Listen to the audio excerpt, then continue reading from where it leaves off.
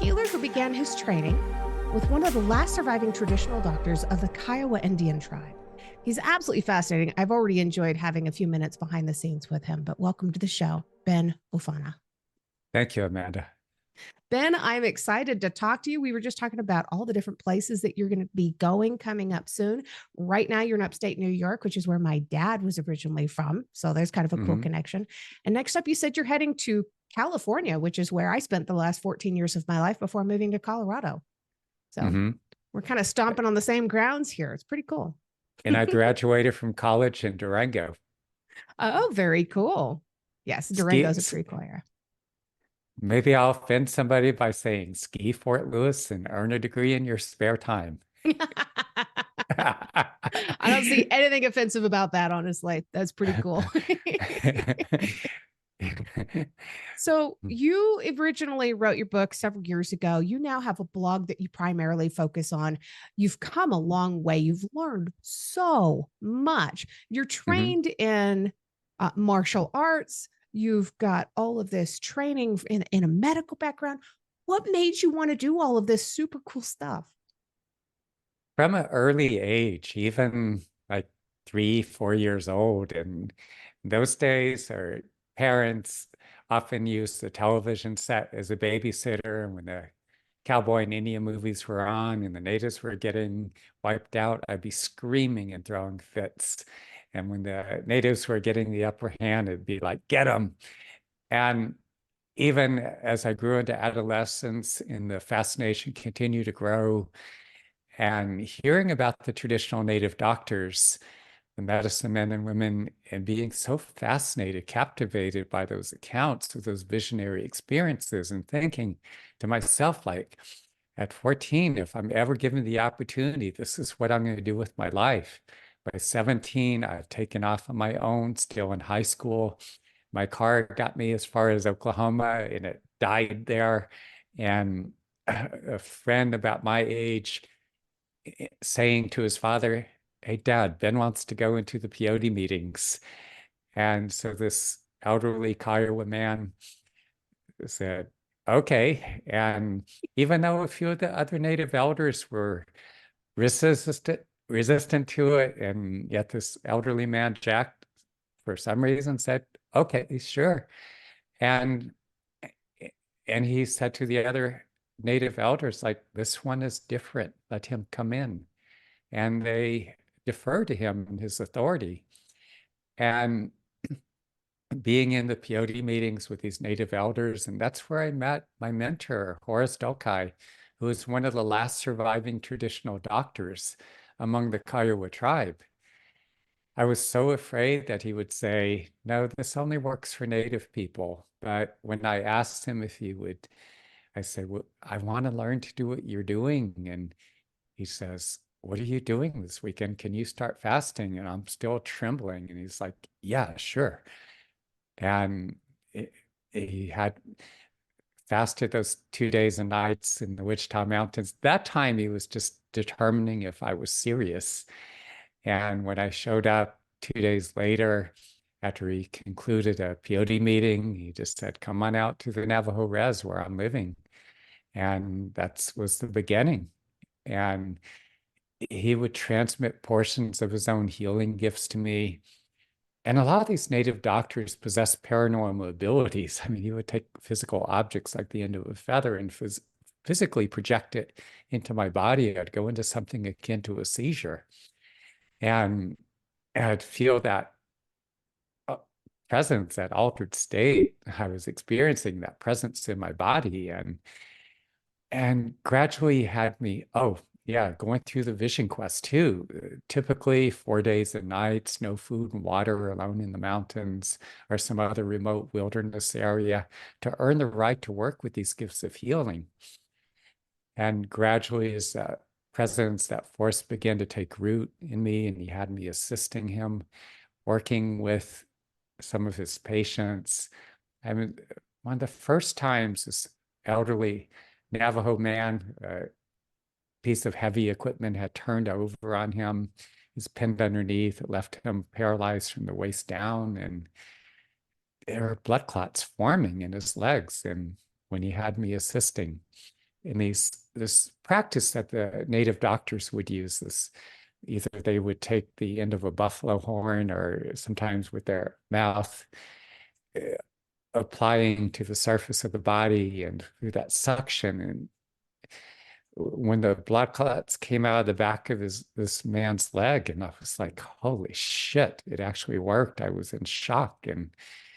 And but I went back into college for 2 years. I needed time to reassemble my head. And people were gradually asking me to assist them, and they were describing feeling that tremendous force or that presence coming through me as I would work with them. So that's how that all began. My gosh.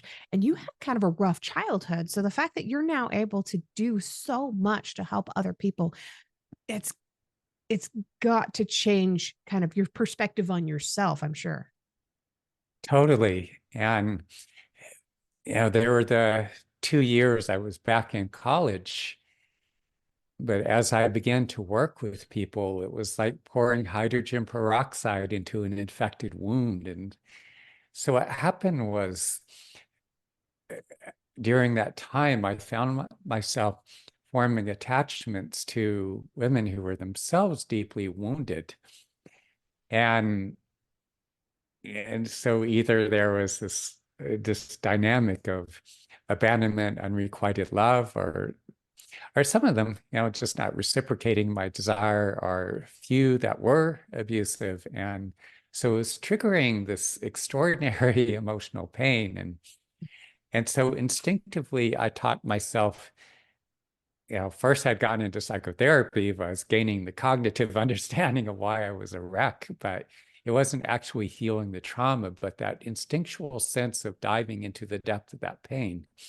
And sometimes the pain was so excruciating, I found myself consumed by it. But at a certain point, I could feel it breaking open and coming out of my body in waves.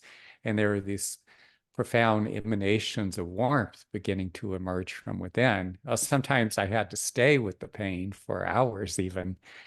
But at that point where it began to break open, the emanations would flow from within. And I could feel that it was beginning to break apart those holding patterns that were so deeply wired and in freeing me, breaking me out of these cycles of forming these, that traumatic bonding. It was starting to break that down, and gradually I began to attract healthier companions for more meaningful, more deeply fulfilling relationships. Of course, this practice I described was very powerful, but it was also important for me to incorporate various therapeutic interventions. And there was a lot of, again, flailing blindly, not knowing quite what to do. So I was committed to discovering it's like, okay, I recognized how wounded I was. And it's like, this is totally unacceptable. I cannot continue to live like this. What does it take to heal these traumatic wounds? And so beginning to explore quite a few therapeutic interventions. Some were not that effective. I let them go. I was thorough. I would test them out for weeks, for months to determine what was truly effective. The interventions I found to be most effective were, say, deep tissue body work. And that's something that most of us have access to in any part of the United States, in Canada, North America, in much of Europe, even in parts of Asia. So if you're going through struggles like this, whether in your relationships or even just however you're struggling in your life, deep tissue body work is a critically important intervention because a lot of the emotion, a lot of the impressions of those lived experiences live trapped in our bodies. When we can make use of this intervention, very important to help us become more embodied and to bring this emotion up because we need to digest the lived experience and our subsequent emotional responses to that. And so the deep tissue body work helps to dislodge it from where it's trapped in our bodies. The other two interventions is in various cultures around the world, there are these traditions of where you have these individuals that possess various gifts of healing. And I want to make a very critically important distinction here because in the whole new agey thing when it came into being in the 80s, and it trivialized all these ancient spiritual traditions. And one primary example of this, you have people going through 3 weekend workshops, assuming the title of master healer. Can I use a little bit of language here? Yes, I can mark it. It's absolute bullshit. It's like, think about it. If you need the intervention of you required serious dental work, or the intervention of a surgeon, and how would you feel if you find out that practitioner, or no, that supposed medical professional had 3 weekends of training? Wouldn't inspire much confidence. And similarly, okay, if you are following that traditional medical route of allopathic medicine, it involves the years of undergraduate plus medical school that could easily be 8 years of training plus residency, internship. There's a lot involved. And so to train as a healer, here, for example, my mentor, years of training, but he would transmit portions of his own healing gifts. And then I would have to undergo the vision quest those 4 days and nights in order to earn the right to work with these gifts of healing. And I've gone dozens of times, not saying this to impress anyone, but October was my 60th time to go through this vision quest. And it's training in these disciplines that go back thousands of years. It's a lifetime of training. And there are other traditions like you find in Indonesia and Malaysia and the Philippines and different parts of Africa, Central South America. And so it's a very long, intensive discipline training that you go through. And usually it's not something you can get through a workshop. It's you apprentice with these traditional doctor healers, and it's many years of intensive training with your mentor and ongoing beyond that. And there's a difference too, also, what they call energy work, which is the lowest level. It's like preschool, kindergarten, whereas the indigenous healers all work as conduits. I mean, literally, we are conduits for other forces or beings that work at very high levels. I mean, actually going in, say, for instance, I work with a lot of people with histories of childhood emotional, physical, sexual trauma, sometimes wartime or combat experience, and what they refer to as the chakras, the layers of the aura. Those could be grossly damaged or disfigured. They fail to develop. You have individuals who are hugely dissociated. They just don't root firmly into their bodies. Much of their soul or spirit doesn't inhabit the bodies all to a significant degree. And the damage or disfigurement in the subtle bodies, the chakras, the layers of the aura, also reflect the fact that the organs and systems are just not functioning at all that great of a level. And the dysfunction as far as the biochemical imbalance of the brain and the distortion within the development of the neural structure within the brain. And so I'll see people where they just do what's referred to as energy work, and there's not that much difference. There's still that disfigurement in the subtle bodies. There's still holding all that highly charged, intrusive memory, impressions, the emotions. And And I'm saying this from a place of compassion too, because we need to increase the standard of credibility. You know, we're not playing here. We're dealing with individuals who are severely wounded by these deeply traumatic experiences. And when people do this low level, energy work and these wounds are not healing, we need to bring up the standard of credibility and the level of work. What is found among the indigenous healers in these traditions, as I said, among the Native Americans and in places like Indonesia, Malaysia, the Philippines. You find highly developed healers in places like Brazil and some other parts of the world as well. And so my desire in saying this is that people will seek out the healers that possess this level of competence and even go beyond to train with these individuals, because I can only work with so many individuals. My sessions are pretty lengthy, 3 hours in length. And so the in-person one-on-one sessions. And so I want to see this wounding heal, and even also on the physical level, where people are dealing with digestive issues like colitis and Crohn's disease or heart disease or stroke. I have Crohn's It's disease. You do. I do. Wow. So Yeah. what would you do for being able to help somebody like me if you and I were in the same city, if we had the opportunity to work together?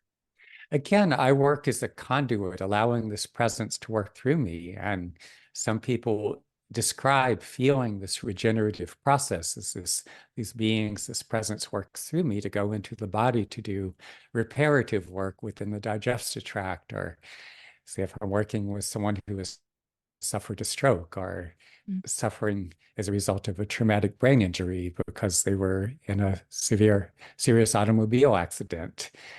And so some people feel that presence going in, the regenerative process. Some people even describe the sensations of hands working within the body during the individual healing sessions. So it's a whole different level of work. I'm definitely not the only one who works on this level, but I'm saying seek out an individual such as myself or some of these indigenous healers, because it's a much higher, much more profound level of healing Yeah. that one will experience. And there's so many of us that Western medicine has completely failed. Mm-hmm. We are looking for help and answers and healing in ways that traditional medicine here in the US has not been able to provide in any way. They True. give us medications, slap a band-aid on it and say, okay, you're on your way.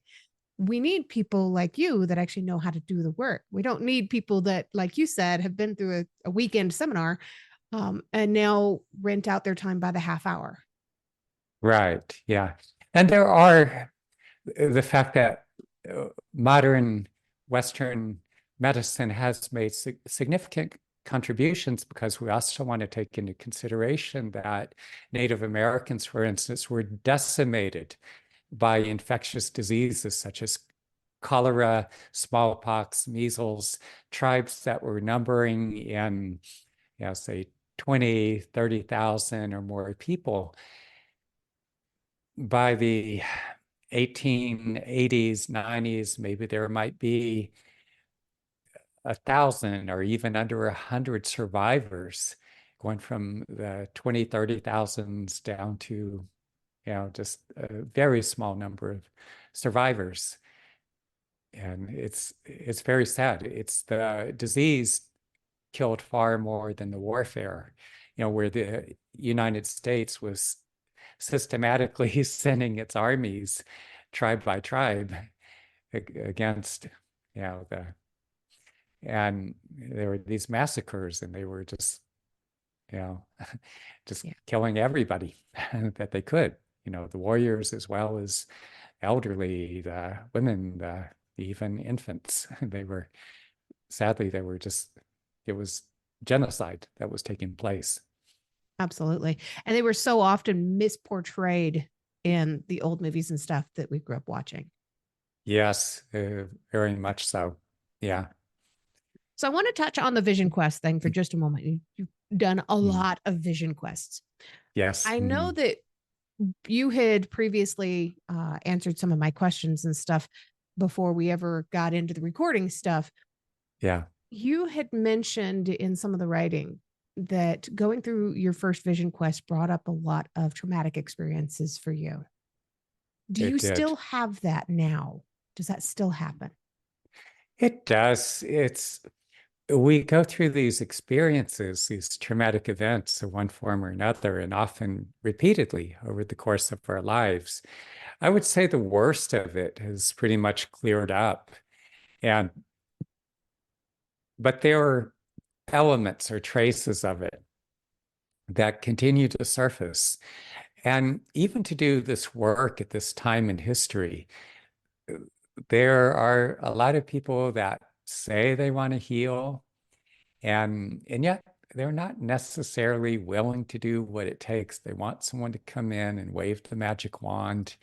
And yet there is a tremendous amount of work involved in healing. And say someone comes to me, for instance, they just want the physical discomfort, their condition to be magically resolved. And on the emotional level, we internalize these traumatic, deeply wounding experiences. We experience emotional responses that arise in relation to those traumatic events, and they're held within the body. And so as I work with people, I also teach this series of meditation practices that I developed, wherein I'll describe the practice. You bring whatever event, challenge you're facing to the forefront of your awareness, acknowledge those experiences, the individuals involved. And you're doing this with your eyes closed. And what do you feel in response to it? What emotions, sadness, anger, grief, fear, whatever, anxiety, and where are these feelings situated in your body? And bring your awareness into the depth of these feelings and sensations, breathing very softly, deeply, all the way down to your abdomen, expanding your rib cage. You stay present with these feelings and emotions, following them as they go through their progression. Now, some people, not understanding the healing process, they just want the emotions to be taken away. And also they don't understand that it is a process. It's an ongoing process. Like we have this model of medicine, take these medications or go through this intervention, have something surgically removed, and you just go on living as are existing. And yet, again, not understanding that it's a process. And so it's sometimes there's resistance. Some people can be flaky. Some people can even be assholes about when things are coming up and they don't want to deal with it, or they think they're expecting some instantaneous miraculous cure, but they're not willing to do the work. And so it's like, oh, this is a process I'm not willing to, they don't want to invest. They could spend thousands of dollars and they eventually will, going through these expensive medical interventions that cost them the thousands and all the inconvenience, and their bodies not blowing up on them or not functioning. But it's like, okay, to undergo a series of 10 sessions. And but if you think about it, the extent of the wounding that we experience over the course of our lives, trauma, emotional wounding, starting from many instances infancy or early childhood through our adolescence. And so we carry this long history, and the people going through breakups and divorces, loss of a job, and the major financial setbacks that people incur. And so because of that, we carry years, decades of this in our bodies. And so people need to understand it's a process. There are times where, say, within 3 sessions or 5 sessions, I've had people bounce back after a devastating breakup or divorce, or maybe with colitis, for instance, ulcerative colitis, in 5 or 6 sessions, profound healing take place and they're no longer in pain or passing blood in their stools. And yet, the roots of this emotional wounding or the physical manifestation within the body may show significant resolution in as few as 5 or 6 sessions, and yet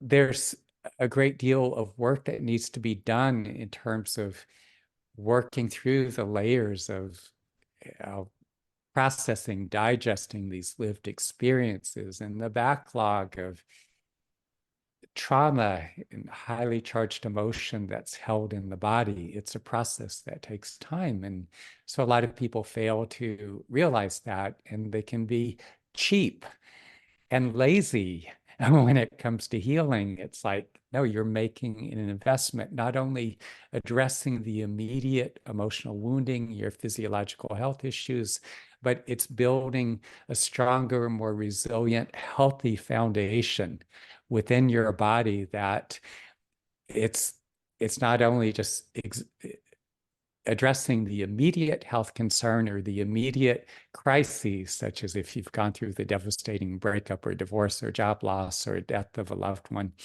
but it's investing in your ongoing health so that you stay more youthful, vibrant, and relevant, vital as the years and decades are going by. I think that is a beautiful thing.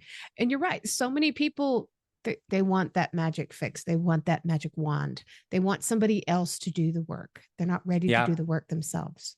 But when people are ready to do the work, how do they reach out to you to start checking into it? The best way is to go to my website, benoofana.com, Benoofana. So benoofana.com is the best way to reach me. There is a free ebook if someone out there, if you're going through a breakup or a divorce, it's gettingoveryourbreakup.com. You could download that. Also, you could schedule a free call and just go to refiningrelationships.com.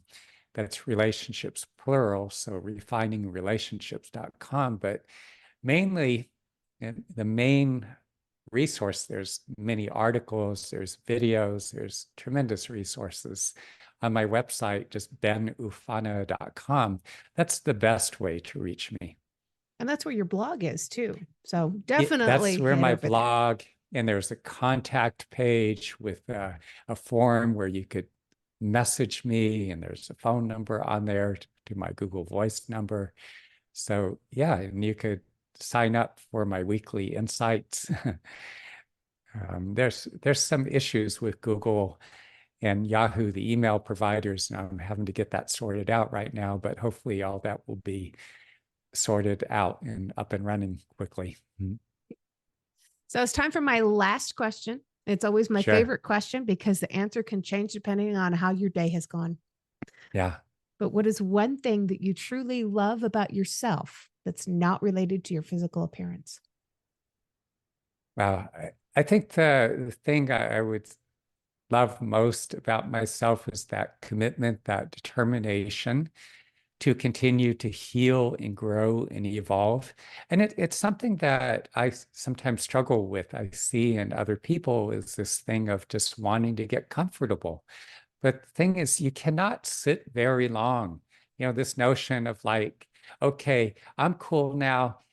That's resolved, because they're no longer in crises, because you cannot sit still for very long without sliding into stagnation. If you've enjoyed tonight's episode, please make sure you check out the episode description. You'll find links there on how you can learn more about this guest, links to connect with them on social media, and how to support the podcast. Remember, I don't get paid to do this. My boss is a bit tight fisted, but I can say that. I work for myself.